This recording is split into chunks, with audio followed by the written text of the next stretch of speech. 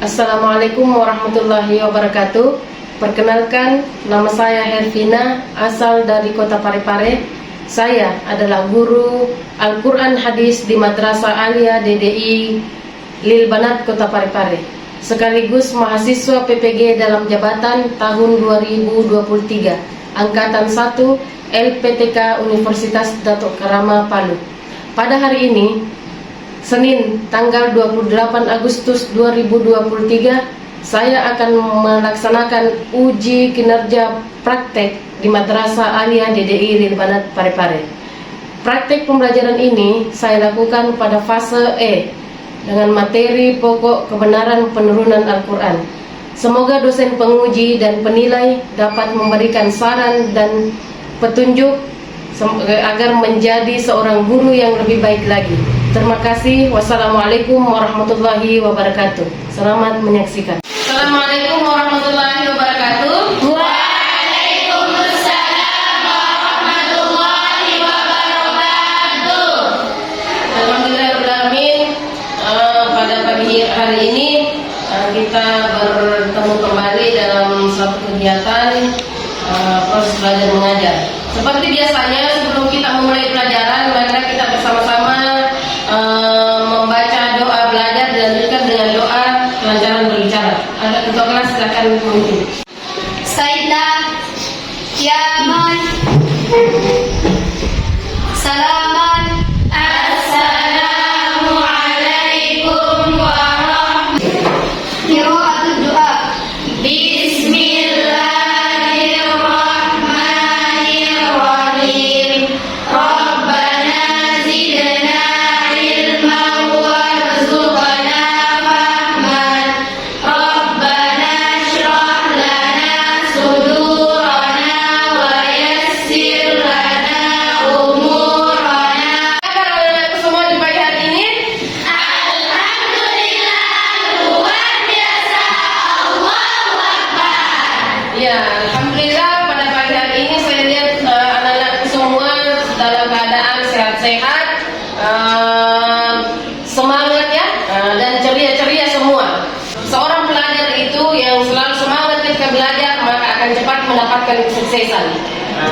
Ya, dibanding pelajar yang suka malas-malasannya atau tidak semangat dan belajar, itu akan sukar mendapat kesuksesan. Jadi kita sebagai seorang pelajar maka harus selalu tetap semangat. Nah, selanjutnya ibu kakak akan mengecek kehadiran kalian.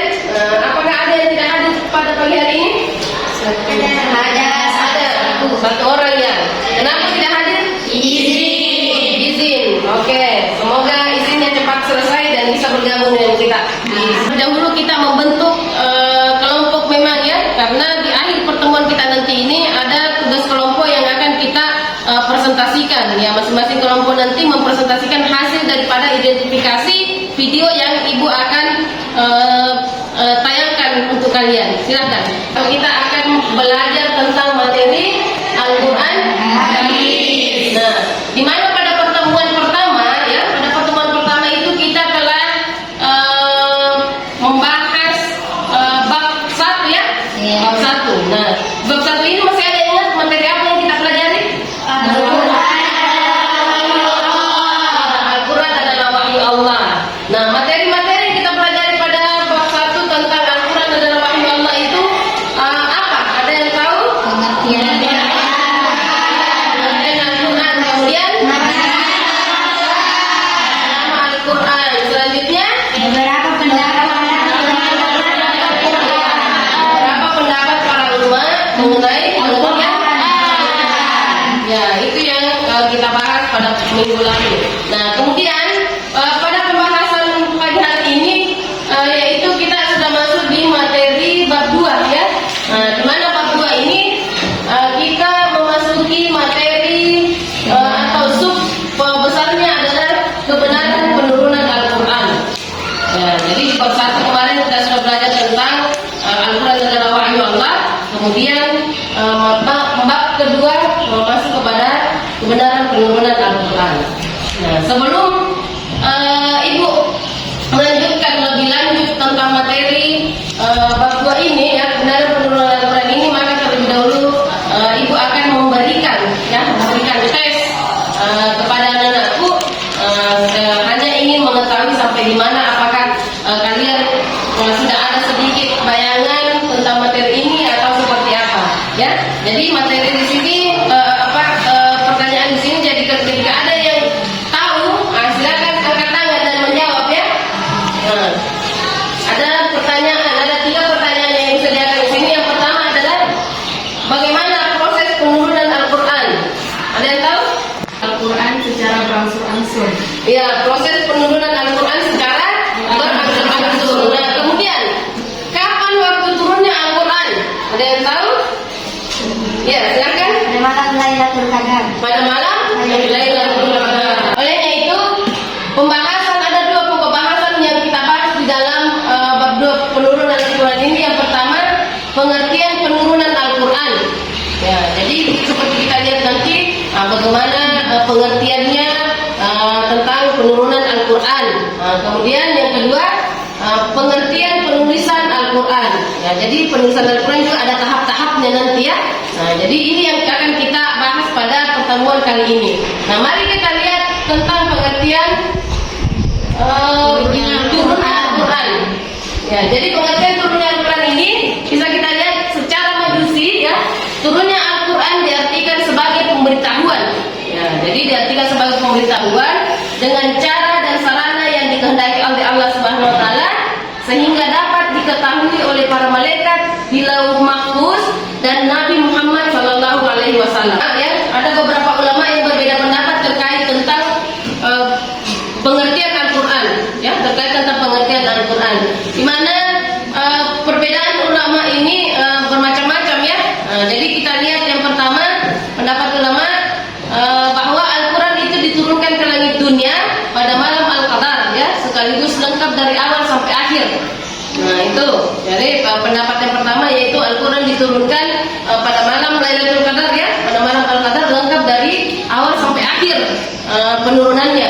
Nah, kemudian dilanjutkan diturunkan juga secara berangsur-angsur, ya. Sesudah itu dalam tempo 20 tahun, 23 atau 23 tahun atau 25 tahun.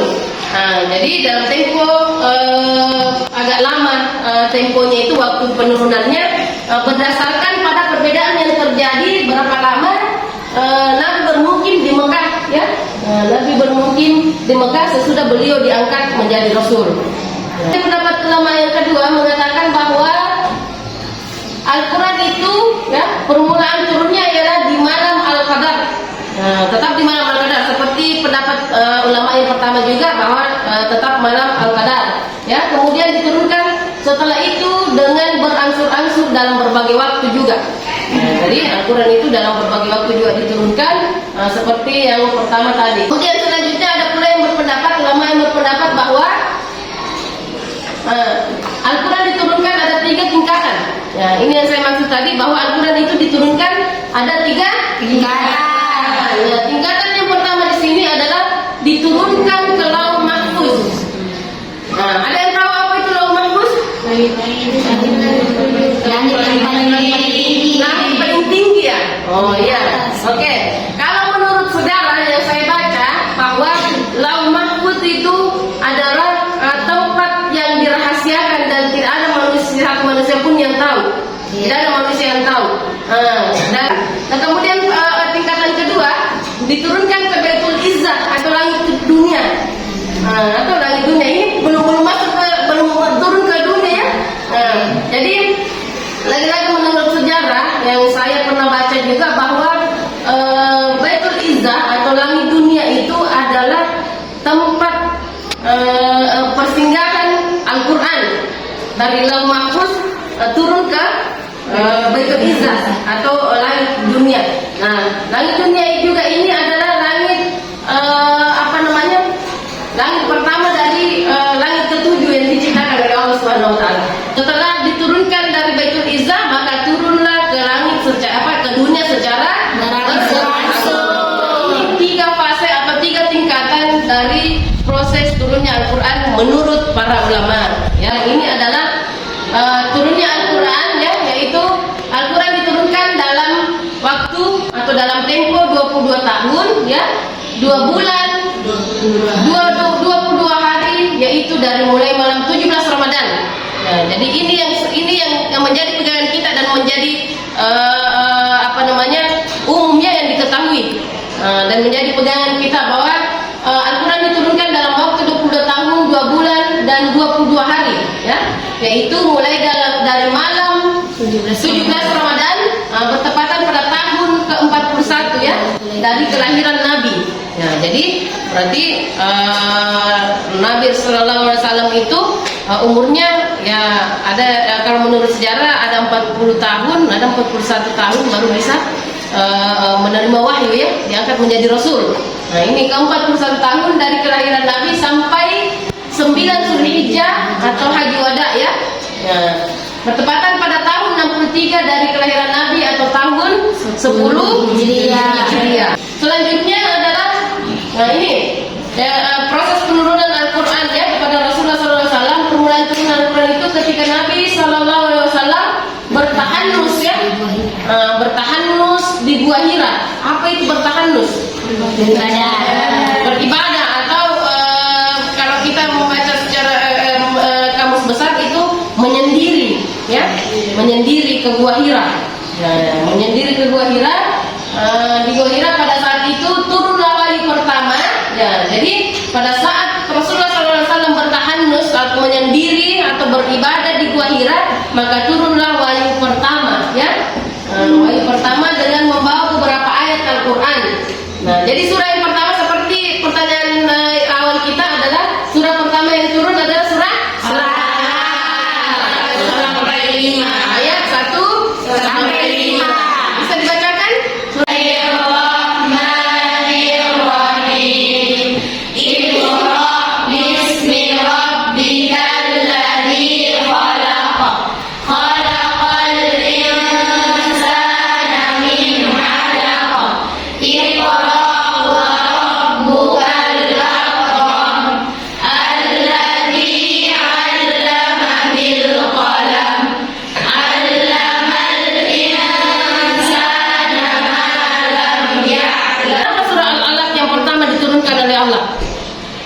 Ada yang tahu kenapa surah yang pertama yang diturunkan oleh Allah itu adalah surah Al-Alaq? Apa artinya surah Al-Alaq? Bacalah. Ya, karena ternyata ya perintah membaca surah Al-Alaq ini seperti yang kita ketahui bahwa Rasulullah pada waktu itu belum tahu membaca dan menulis, ya, sehingga Allah menurunkan perintah kepada Rasulullah untuk membaca. Ya, tetapi pada waktu itu Rasulullah SAW tidak serta-merta langsung mengetahui atau langsung menjalankan perintahnya Allah. Ada beberapa kali Jibril mengatakan, wahai Muhammad, Iqra, bacalah. Kemudian Rasulullah menjawab, saya tidak bisa. Tapi Rasulullah tidak dalam keadaan baik-baik saja pada waktu itu. Rasulullah dalam keadaan gemetar, ya, dalam keadaan gemetar. Keringat dinginnya keluar ya, kelihatan menurut sejarah itu keringatnya dari kepala itu kelihatan keluar dari ujung rambutnya. Saking beratnya penerimaan wahyu Rasulullah pada saat pertama kali. Nah, itu ya, menerima. Kemudian diperintahkanlah untuk kedua kalinya, Muhammad, Iqra, bacalah. Kemudian Rasulullah menjawab kembali, saya tidak bisa. Ya, saya tidak bisa. Akhirnya pada perintah ketiga kalinya Nabi Jibril mengatakan, Iqra, bacalah. Dan akhirnya di perintah ketiga kalinya itu Rasulullah SAW sudah bisa membaca. Ini salah satu karena dengan izin Allah ya, dengan izin Allah Rasulullah SAW sudah bisa membaca dan mengikuti apa yang dibacakan oleh malaikat Jibril. Masuk kepada materi pengertian penulisan Al-Quran ya, di mana penulisan Al-Quran ini ya seperti yang kita lihat bahwa Al-Quran adalah proses penulisan dari wahyu yang diterima Nabi Muhammad SAW ya hingga selesai dikumpulkan ya. Jadi proses penulisan Al-Quran itu dari wahyu yang diterima Rasulullah SAW hingga proses penulisannya, proses penulisan berupa mushaf, kita berjilid ya. Jadi mushaf ya. Jadi Al-Quran itu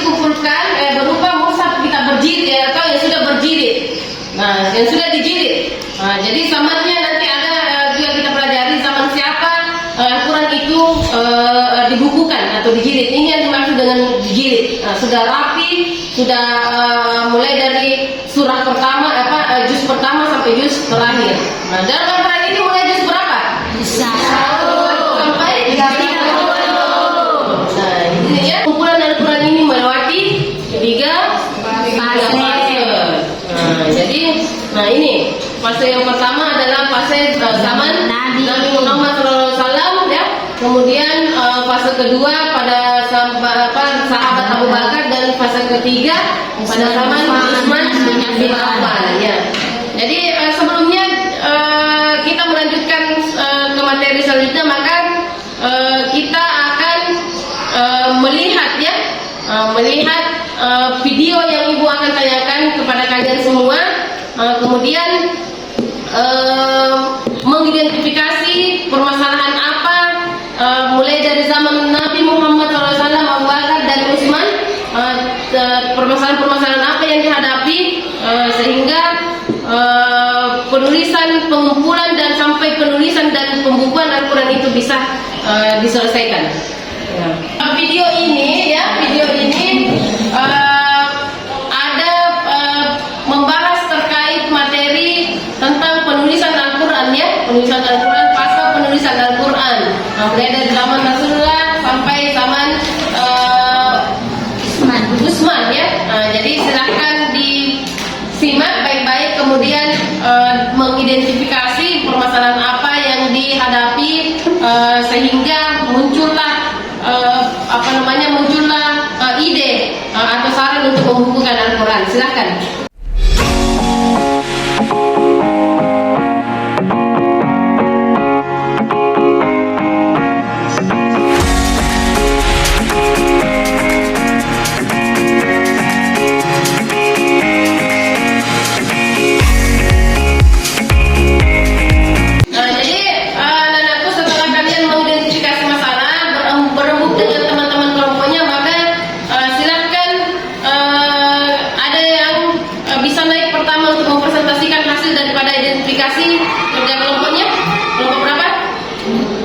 Kelompok 1, oke, silahkan menyimpulkan atau mengidentifikasi hasil daripada video yang kalian simak. Kemudian setelah itu presentasikannya masing-masing kelompok di depan supaya kita bisa melihat hasil identifikasinya seperti apa. Baik, silahkan. Waalaikumsalam warahmatullahi wabarakatuh. Jadi saya akan menyimpulkan permasalahan dalam 3 fase ini. Nah, fase pertama itu di zaman Nabi. Di zaman Nabi Muhammad SAW itu, di mana pada tahap ini hafalan para sahabat paling diutamakan, dan juga penulisan. Nah, tapi penulisan ini dengan cara seadanya saja, dengan bahan seadanya saja, seperti tulang belikat unta di permukaan batu cadas atau potongan kulit hewan. Nah, di zaman kedua itu, di zaman sahabat Abu Bakar. Nah, di zaman ini banyak terjadi perang. Nah, salah satu perang itu adalah perang Yamamah. Nah, di mana perang ini banyak mengakibatkan para penghafal yang gugur. Nah, salah satu penghafal yang gugur di perang ini adalah Salim, bekas budak Abu Hudzaifah, di mana Rasulullah SAW pernah memerintahkan para sahabat untuk mengambil pelajaran Al-Quran darinya. Nah, seusai perang Yamamah itu, sahabat Umar mengusulkan bahwa bagus mungkin jika Al-Quran itu ditulis ulang atau dikumpulkan catatan-catatan Al-Quran yang terpisah-pisah. Namun Abu Bakar menolaknya karena dia takut dosa. Nah, namun akhirnya Allah Subhanahu Wa Taala membuka pintu hati Abu Bakar untuk hal itu. Dan pada saat itu Abu Bakar memanggil Zaid bin Sabit untuk memerintahkannya untuk menulis ulang catatan-catatan Al-Quran dalam sebuah mushaf.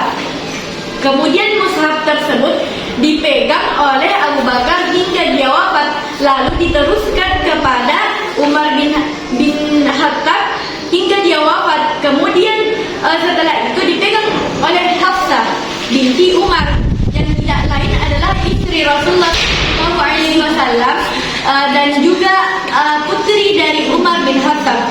Nah, di zaman ketiga ini, di zaman Utsman bin Affan, di periode ketiga ini banyak catatan Al-Quran yang berbeda-beda, dari catatan, cara baca, banyak yang berbeda-beda. Nah, hal ini dikhawatirkan menjadi fitnah. Maka Khalifah Utsman bin Affan memerintahkan untuk mengumpulkan mushaf-mushaf tersebut menjadi satu mushaf, sehingga kaum muslimin tidak berbeda bacaannya dan tidak menyebabkan dia adanya pertengkaran, adanya perpecahan.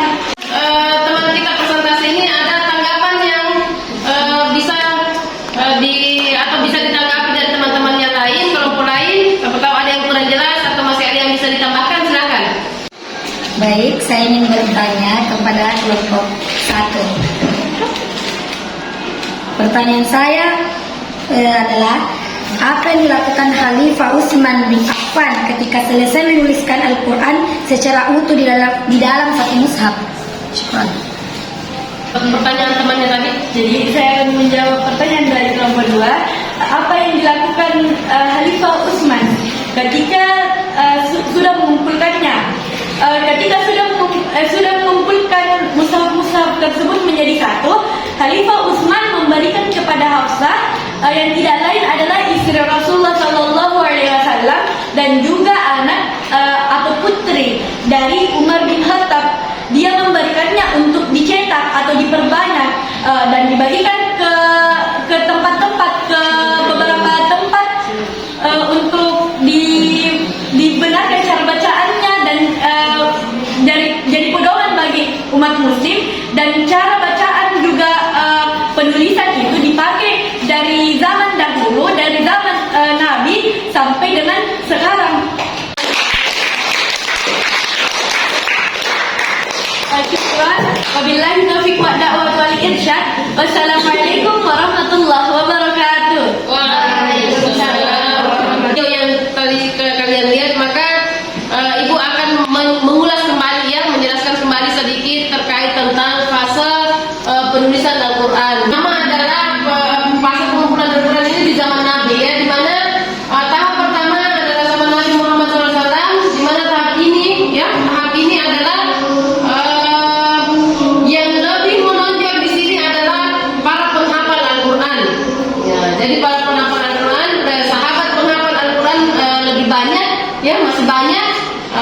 Kemudian siapa saja di antara para sahabat yang mendengarkan satu ayat maka akan langsung dihafalkan. Nah, nanti pada zaman Abu Bakar, penghafal Al-Quran itu di masa Abu Bakar. Nah, masa Abu Bakar ini para penghafal Al-Quran sudah berkurang. Ya, sudah berkurang. Akhirnya karena kenapa? Karena terjadi perang Yamamah. Nah, di mana perang Yamamah ini banyak mengakibatkan gugurnya para penghafal Al-Quran.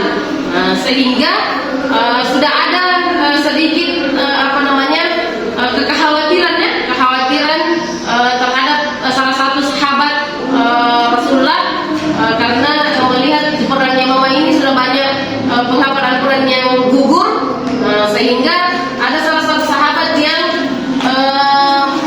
mengusulkan yaitu Umar bin Khattab ya. Umar bin Khattab pada waktu itu mengusulkan bagaimana kalau Al-Quran itu dibukukan, bagaimana kalau Al-Quran itu dikumpulkan dikumpulkan semua kemudian dimushafkan dan dijilid ya. Karena kemudian Umar bin Khattab meminta kepada Abu Bakar ya. Tetapi ketika Umar bin Khattab meminta persetujuan kepada Abu Bakar tidak serta-merta langsung menerima itu ya, karena beliau takut berdosa ya. Banyaklah tantangan yang hadapi, sehingga Abu Bakar tidak langsung mengiyakan.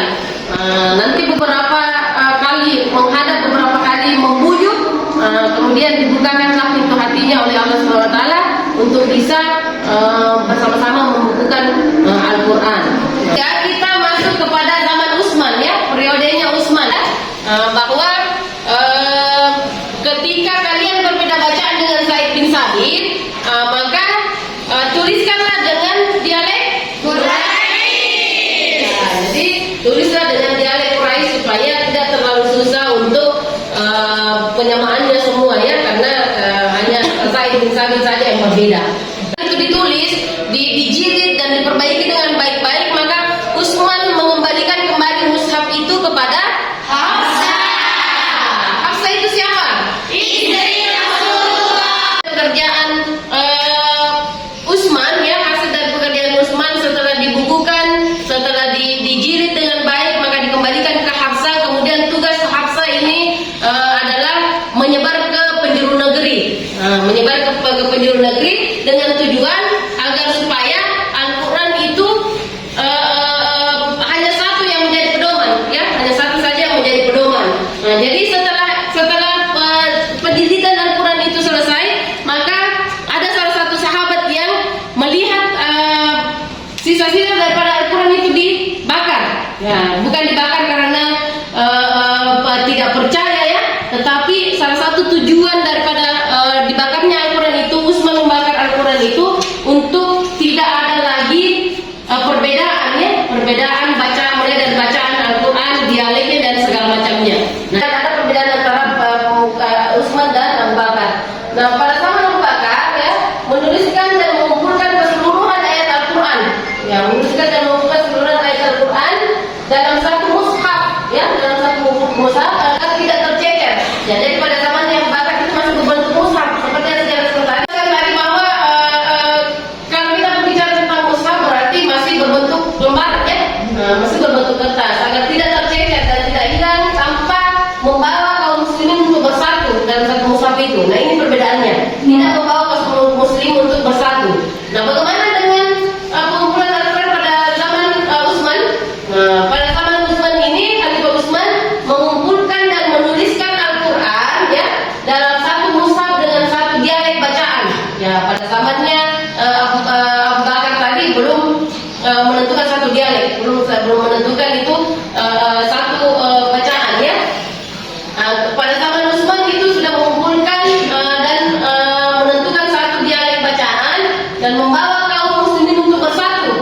Jadi ini perbedaannya tadi, kalau Utsman sudah membawa kaum muslimin untuk bersatu ya, untuk bersatu pada satu mushaf Al-Quran.